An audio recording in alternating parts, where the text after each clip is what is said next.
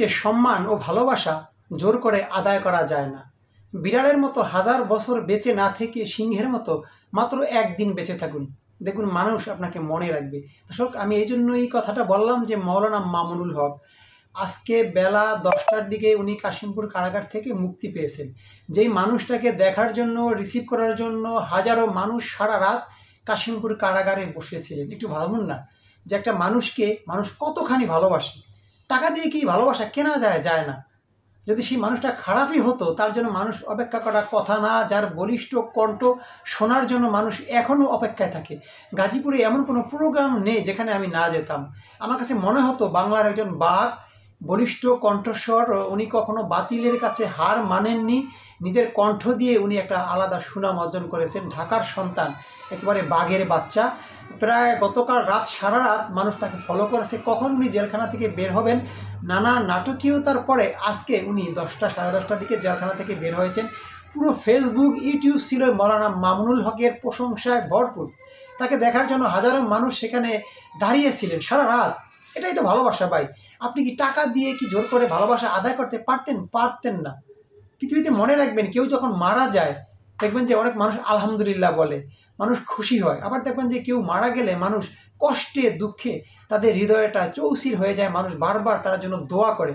আপনি তাকে চেনেন না, তারপরও কেন করে? এটাই ভালোবাসা, এটাই মহব্বত। তাই আসুন পৃথিবীতে আমরা এমন কাজ করি যাতে মানুষ আমাদেরকে মনে রাখে। এমন কাজ থেকে আমরা বিরত থাকি যাতে আমরা মারা গেলে মানুষ আলহামদুলিল্লাহ না বলে। পৃথিবীতে মানুষ এমন একটা জিনিস, তার কর্মই তাকে বাঁচিয়ে রাখে। আপনি মরে যাবেন কিন্তু হাজার বছর বেঁচে থাকবেন। কেন বেঁচে থাকবেন? আপনার কর্ম আপনাকে বাঁচিয়ে রাখবে। কারণ কর্ম দিয়ে মানুষ পৃথিবীতে সম্মান অর্জন করে।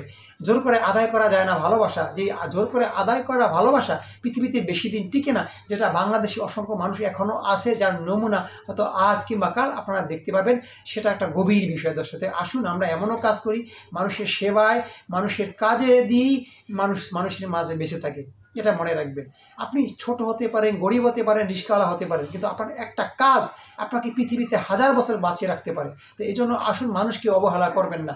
কারণ শ্রমিকের ঘামে রক্তের আমাদের এই বাংলাদেশ। শ্রমিককে অবহেলা করবেন না, কারণ শ্রমিকের এই যে কাজ করে বলেই আমাদের বেতন হয়। আমি কেন বললাম? গত কয়েকদিন আগে মে দিবস ছিল। আমরা অনেক সময় রিস্কাওয়ালাকে 2 টাকার জন্য তাদেরকে থাপ্পড় মারি, চোপার মারি, তাদেরকে বকা দিই। ঠিক না? সেও মানুষ, আপনিও মানুষ।